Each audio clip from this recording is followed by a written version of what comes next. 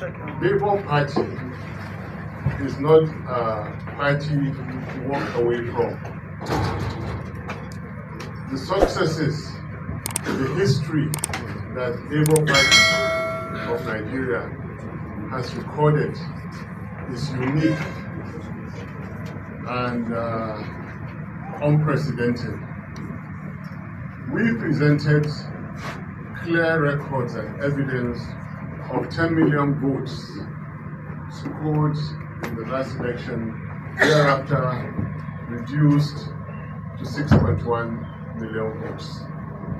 And for that, I still remain, Labour Party is not a party to walk away from.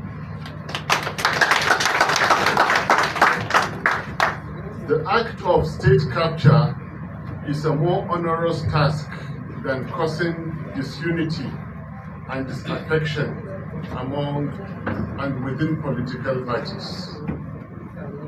After the tragedy of 2023, Nigeria was promised governance, yet we continued to experience unrelenting, underhand politics going on within the country, within the regions, between the regions, and within the parties.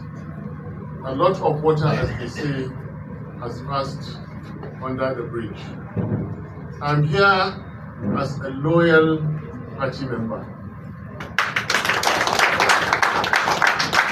I'm here as a peacemaker, and I'm also here to reconcile divergent opinions.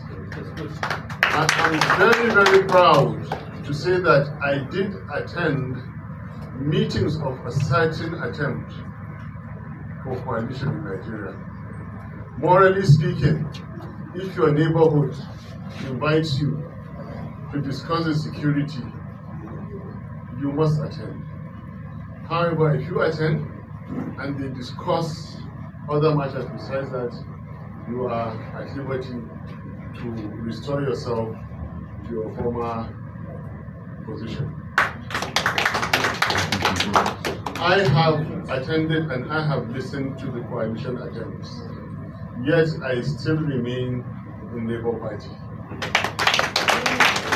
I am not one to sleepwalk into any political arrangements. I call on all well-meaning politicians and members of Labour Party not to sleepwalk and allow themselves to be led into what they still are not comfortable with. I must say, in the past, a coalition was made. And in the past, a certain Nigerian government was voted out.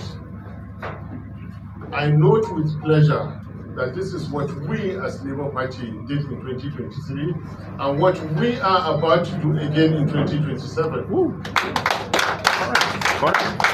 I note again that the coalition genuinely plans and intends to vote out the misruling APC. However, the government that follows is even more important than the act of removing a government itself. A government was removed, and what followed after was disaster. So I'm saying that I, personally, am more of the opinion that it is the kind of government that we form that is more important to you, not just the act of removing the APC. Having said that, I'm here as a son of Labour Party with a unique intent to. So Julius Abure has finally surrendered to the structure and the leadership of Mr. Peter Obi and is now asking for reconciliation after 2 years of trying to cripple the Labour Party, after 2 years of frustrating the Labour Party, after 2 years of making Nigerians to lose hope, to lose the trust they reposed on the Labour Party.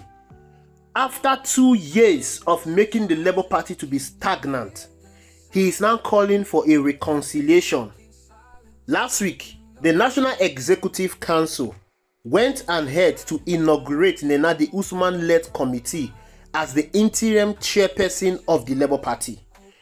They have been charged with the responsibility of conducting an expansive convention that will start from the ward, the local government, the state, and the federal level. Now, this convention will put in place new leadership of the Labour Party. Abure got the memo and is aware that his tenure as a Labour Party chairman has elapsed. It has long been elapsed, of which it was pending due to court litigation. But the Supreme Court finally gave a judgment regarding the chairmanship situation of the Labour Party, which ultimately sacked Abure. But Abure refused to go. When this crisis was going on, a lot of National Assembly members that were voted because of the trust Nigerians had for Mr. Peter Obi and the Labour Party, they come from the Labour Party to the PDP because of Julius Abure. Julius Abure committed contempt of court for refusing to leave as a chairman of the Labour Party. Now he's asking for reconciliation. I don't really know how they are going to resolve this because you can see Datti Ahmed is there and he is fully representing Mr. Peter Obi. I don't know how they intend to resolve this, but Julius Abure ought to be rotting in jail. He doesn't deserve to be seen anywhere within the Labour Party. But aside that, this is a very good way to go about it. Of course, it shows that Mr. Peter Obi now has a leverage. Remember, there is an ADC-led coalition, of which Mr. Peter Obi is not even sure of getting the presidential ticket of the ADC. Now, with the Labour Party fully under his control, Mr. Peter Obi now has a leverage. With the crisis in the Labour Party being resolved, Mr. Peter Obi now has an upper hand in any negotiation that will come in that coalition. I've always said, when you look at that coalition, there is no politician in that coalition that brings what Mr. Peter Obi brings to the table. The day Mr. Peter Obi stepped his feet in that coalition, the day ADC was on there, Mr. Peter Obi went to that coalition with National and State House Assembly members that were voted on that Labour Party. Now, these were people that ordinarily would not have won election in Nigeria, but they were able to win election because of the wave and popularity that Mr. Peter Obi pulled during the last election. What Mr. Peter Obi did was to show the people in that coalition there that there is none of you that has the pull and popularity that I have. So if you are looking for a credible candidate to fly the flag of the ADC, I am the most credible among all of you. When ADC was on there, you saw how the presidency was foaming in their mouth.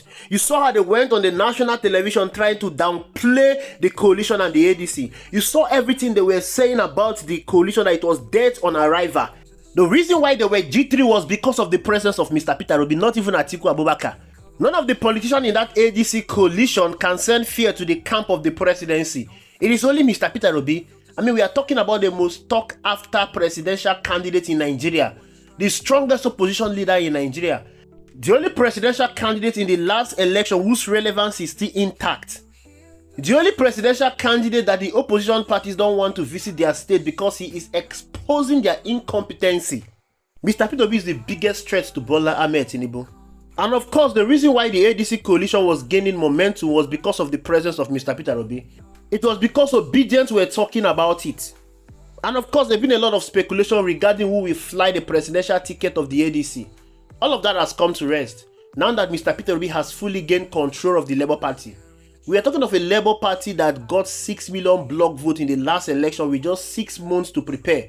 The 6 million block vote is the vote that were allocated by the Independent National Electoral Commission. We all know that the official result of Mr. Peter Obi is 10 million votes. Mr. Peter Obi won that election.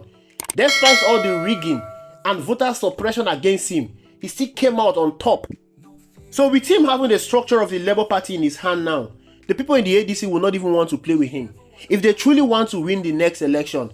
And Mr. Peter Obi has given them a proposal that is too good to be rejected. Give me the presidential ticket and I will rule for just 4 years. After 4 years, I will return power back to the North and the North can continue from there. This is in addition to the fact that Mr. Peter Obi is the most competent politician in Nigeria so far. It is also in the fact that Mr. Peter Obi is the biggest opposition leader in Nigeria. Now that Mr. Peter Obi has the structure of the Labour Party at hand, he is bringing the structure of the Labour Party into the ADC. Imagine merging the Labour Party and the ADC together. That is going to be a tsunami. Bola Ahmed Tinubu will not be able to survive it. And of course, they are aware of it. That is the reason why you're seeing the governor of Edo State is shouting, threatening Mr. Peter Obi not to come to Edo State. Peter Obi won the last election in Edo State, and they are doing everything possible to break his rank, to ensure that they rig Edo State in the favor of Bola Ahmed Tinubu. They are doing everything possible to make sure that they break the rank of Mr. Peter Obi. But so far, Mr. Peter Obi has stand strong. With the Labour Party under his control so far, and with a possible coalition with the ADC, it will be an easy victory for Mr. Peter Obi. All we want so far is the ADC to be strategic, is the ADC to be wise, is the people in that ADC, the people in that coalition to put aside their selfish interests, their personal interests, and think about the interests of Nigerians. And what is the interest of Nigerians? You and I all know that Nigerians want Mr. Peter Obi. They want him to be given the presidential ticket. If the ADC give Mr. Peter Obi the presidential ticket, like I said, it's going to be an easy victory for him. But if they fail to do that, Mr. Peter Obi has his Labour Party back. And the Obedience movement, they are solidly behind him. Look at what the Obedience did in his 64th birthday. All over the country, they shut down the streets, celebrating a man that has given them hope, celebrating a beacon of hope to millions of Nigerians. That was a celebration of intent. They are passing out a message. Our support for Mr. Peter Obi is unwavering, is non-transferable. It is only for Mr. Peter Obi. Anywhere he goes, we follow. Even if Peter Obi decides to contest in a birthday party, we will go with him. And I'm sure the people in the ADC has gotten the memo and the message. Thank you very much for watching. I will see you in the next video.